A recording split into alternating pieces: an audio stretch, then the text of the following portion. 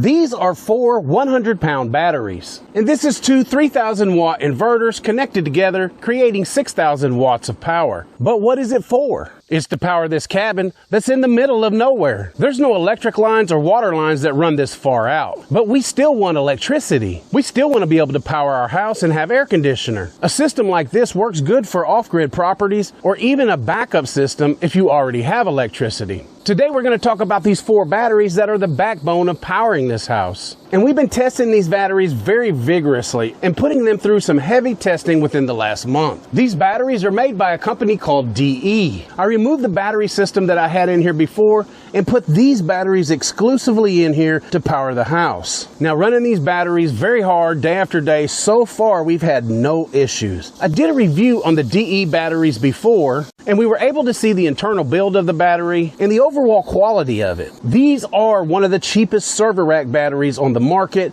so I wanted to see how good they would do powering my cabin. Everything checked out good, and I thought this would be a good system to put to the test on my off-grid property. So I ordered 4 more of these batteries from DE. They were $649 plus tax and free shipping. And as you know, sometimes FedEx can be very rough with their packages, so we did have some damage on the batteries here where the handles are. I emailed DE and I told them about the issue, and I told them that there was 2 of the handles that were damaged, and they immediately sent me out 4 handles with screws within 1 week. I normally have 6 batteries in here, which are 30 kilowatt hours, and doing this test here, I'm running just 4 batteries, which is 20 kilowatt hours. And right now, 20 kilowatt hours is doing just fine. Now, these batteries ran all night, and then they ran the house all day while they got charged. We're now to the evening, and the solar panels are now in the shade, so we are sitting at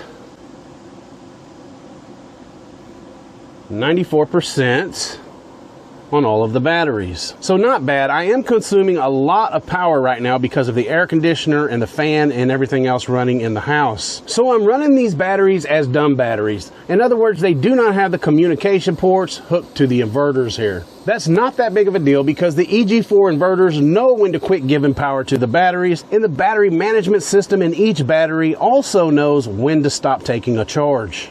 So you don't ever have to worry about damaging your batteries or your system just because you don't have communication hooked up. It's very hot out here this year, and we are consuming a ton of power for an off-grid house. But it's okay because the batteries in this system here are doing just fine. This kind of gives you an idea of how big of a system you may need to get for your place. Now let's talk about these $649 batteries, because that's what's key here. As far as the DE batteries, they are new to the market, but so far so good. That's one of the reasons why I have gone with these EG4 inverters here, because they are one of the cheapest on the market for a 3,000 watt inverter. Not only is there a good warranty on them, EG4 is just a good product overall. Finding the cheapest things on the market that are built well and work good. And that's what I'm always trying to do. There has been some complaints about the terminals here being too small, but they're working just fine for me. Also, these batteries are designed to pull a maximum discharge of 50 amps each. So out of 4 batteries here, we can safely pull about 200 amps at once. Now 200 amps is way more than these 2 inverters would ever be able to pull out of these batteries.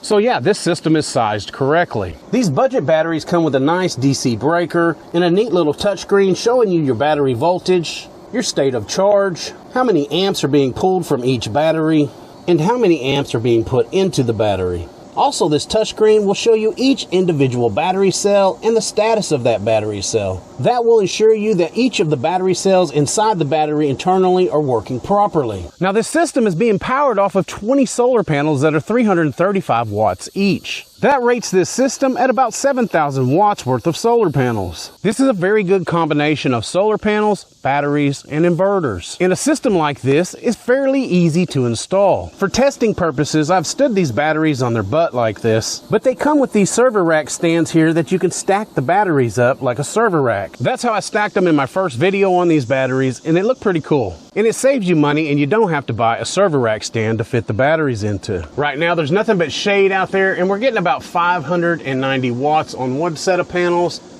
and 160 watts on another. So yeah, at the end of the day, still pulling in 650 or 700 watts. Now that's probably enough to run the house right now still. Because we're running an 8,000 BTU air conditioner, a fan, some lights, the refrigerator, internet, phones, things like that. So Will Prowse bought one of these batteries off Amazon, and he took the battery apart and he pulled on the wires, and one of the wires came out of the breaker. So we're going to take one of these batteries apart and we're going to test it just like he did. And we're going to see if that was just a fluke on that battery or if that's something that's going to be happening to all of these batteries.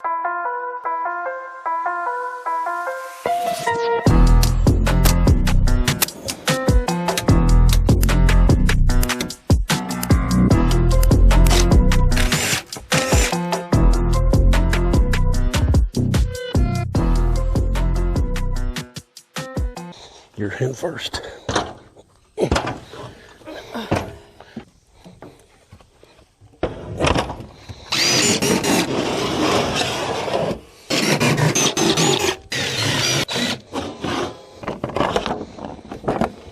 Okay, here's what we're dealing with. I've already had another set of these batteries open before, so we know what they look like. They do have ring terminals on each cell here instead of being soldered, so that's always good.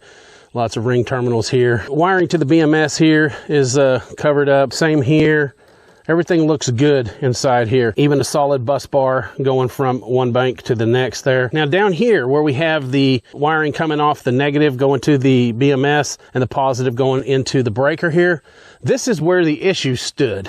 Now, so let's see if we can mimic this on what Will Prowse did. He was able to pull one of these wires out here by moving them. And we hope that's not the case here. So we're going to try that now. The wiggle test.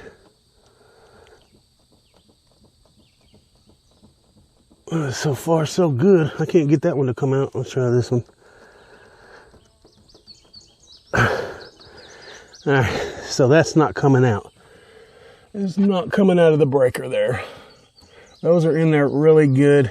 But that was a good thing for him to actually take that battery apart and test it to see, you know, if anything was loose in there. So on this battery, nothing's loose. So that's a good thing. Now let's check the next battery.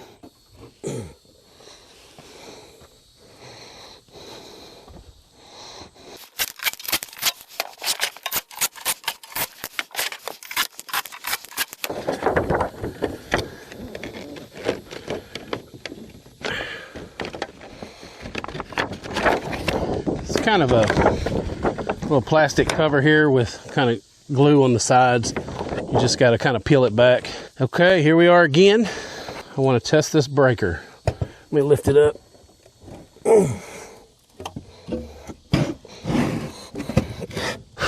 Here we go, guys.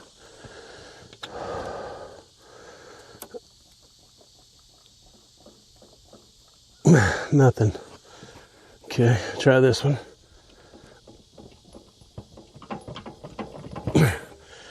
Nothing. Okay.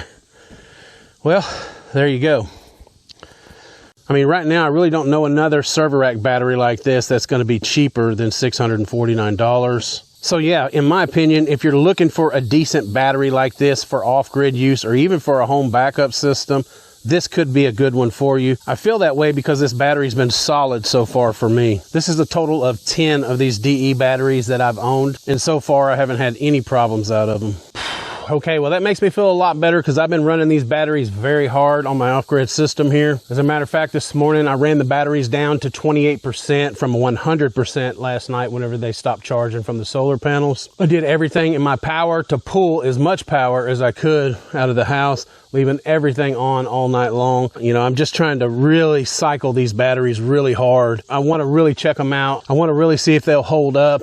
You know, I want to see if anything got loose, any of the wiring was loose because I've been cycling them so hard. I've been pushing in a ton of power to these batteries, about 5,000 watts worth of power coming in from the solar panels every day. So I'm supercharging them. They're charging really fast. Trying to test them out and trying to see if they're worth the money. Keep in mind this battery is not UL listed, which most server rack batteries are not UL listed. The few that are UL listed are very expensive. And if you're like me, you're always looking for the best deals. I can leave links in the description of the video for this battery and for the inverters that I use here. As a matter of fact, I'll leave the links to every part that I used here to build this system in case you want to build one just like it.